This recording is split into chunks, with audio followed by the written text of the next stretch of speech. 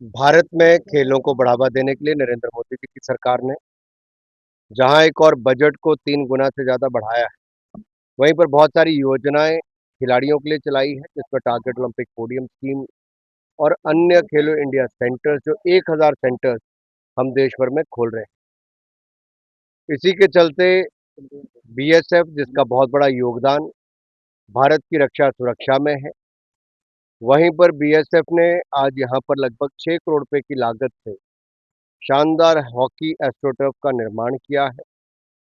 ये भारत सरकार के खेल मंत्रालय द्वारा दिया गया पैसा। मैं डीजी साहब श्री नितिन अग्रवाल जी का और उनकी टीम का आभार प्रकट करता हूँ कि समय से पहले उन्होंने इसको तैयार किया ताकि खिलाड़ियों को सुविधाएं मिल सके। बीएसएफ का बहुत बड़ा योगदान भारत की खेलों में भी है, जैसे उनका सुरक्षा के क्षेत्र में भी।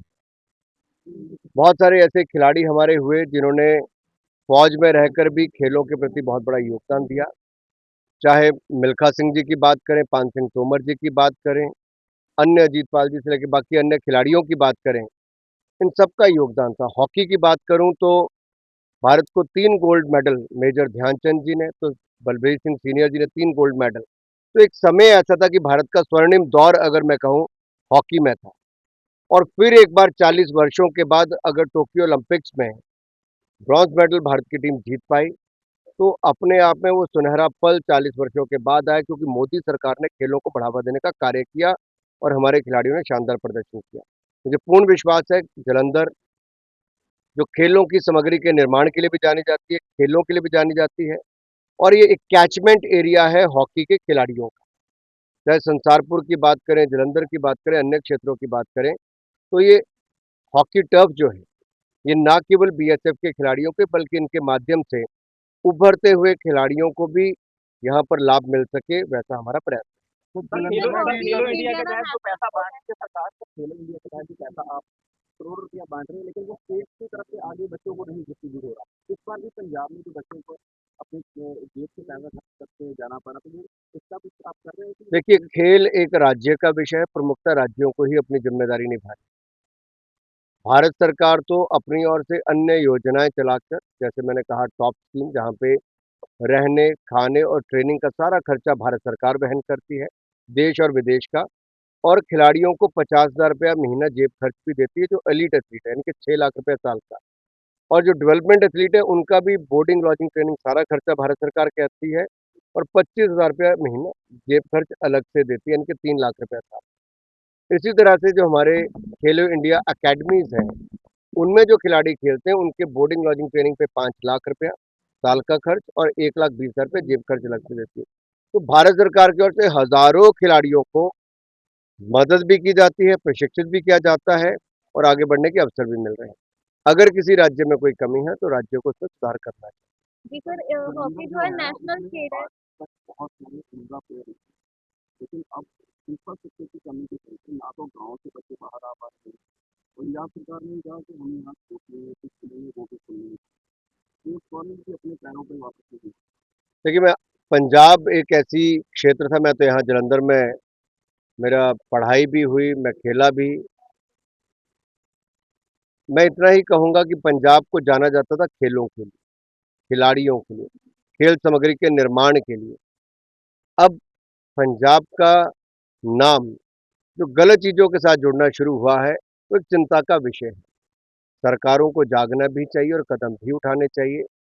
दुर्भाग्य ये है कि जो खेल के विस्तार के लिए और प्रमोशन के लिए जो पैसा खर्च होना चाहिए, उस तरह से वो प्रोग्राम्स ना नज़र आएँ, तो निश्चित तौर पर चिंता की बात है। हमारे साथ लगते सूबे आगे निकलते चले गए। कारण क्या है? उन्होंने सुविधाएँ ज़्यादा दी, चाहे वो स्टेडियम्स की बात हो, नौकरियों की बात हो या फिर टूर्नामेंट और ट्रेनिंग की बात हो। तो मुझे लगता है पंजाब में भी एक मौका है और अच्छा करना चाहिए। तो सर, जिन विरोधी आदमी को पार्टियां ये बीजेपी स्पोर्ट के जो खिलाफ है खड़ी हो रही हैं, उसमें क्या पार्टियां बीजेपी प्लान कर रही सॉरी। है?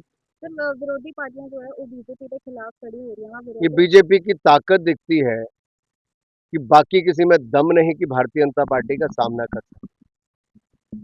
और जो इकट्ठी हुई हैं, उनका अगर आप ओवरऑल सेटअप देखेंगे तो लालू जी जो ज़मीन के बदले जॉब, ममता जी नकद के बदले नौकरी, नीतीश कुमार जी जो 1750 करोड़ रुपए का पुल एक बार नहीं 2 बार ढह गया, भ्रष्टाचार के नए आयाम स्थापित हुए। उनके अपने सांसद के बेटे को हज़ारों करोड़ रुपए का एम्बुलेंस का ठेका देके घोटाला जो हुआ है वो देश के सामने आया है। एक किसी नेता ने 15 पार्टियों की एक दूसरे से नहीं पूछा भाई तेरे यहाँ पे घोटाला है, तो भ्रष्टाचार मुक्त सरकार कैसे दोगे? ये तो हालत है इन सबकी, भ्रष्टाचारी चेहरे एक मंच पर इकट्ठे हुए हैं और पूरी बैठक में से कुछ और नहीं निकल कर आया, एक ही बात निकल कर आई, मम्मी नाराज है, राहुल जी शादी कर ले। किसानां दा आरडीएफ फंड रुकिया होया है ਉਹ ਕਦੋਂ सॉरी, जो किसानां दा आरडीएफ फंड रुकिया होया है हाँ केंद्र सरकार मुझे के पता ਵੱਲੋਂ है, ਉਹਦਾ थैंक यू। बल्टन पार्क आप राज्य का विषय, राज्य का बल्टन पार्क जलंधर का बड़ा मन्या जाता थी। देखिए मुझे सिर्फ इतना कहना है, ये राज्य के विषय हैं। अगर राज्य की सरकार किसी बात पे नाकाम है तो उसमें उनको कदम उठाने चाहिए, ये राज्य की सरकारों को करने चाहिए। बहुत है, चलिए सब सरकारें चलती रहती हैं, इसलिए स्मार्ट सिटी राज्य की सरकार को पैसे मिले उसमें से काम करने चाहिए। आपको ये भी उठाना चाहिए कि राज्य की सरकार ने जो करोड़ों रुपए सड़कों के लिए मिले थे वो कहाँ गए? सड़कों की हालत आपके सामने पंजाब की, आप मुझे लगता है जरूर चलाते होंगे, पूछते होंगे ना मंत्री से, बिल्कुल पूछिए सवाल।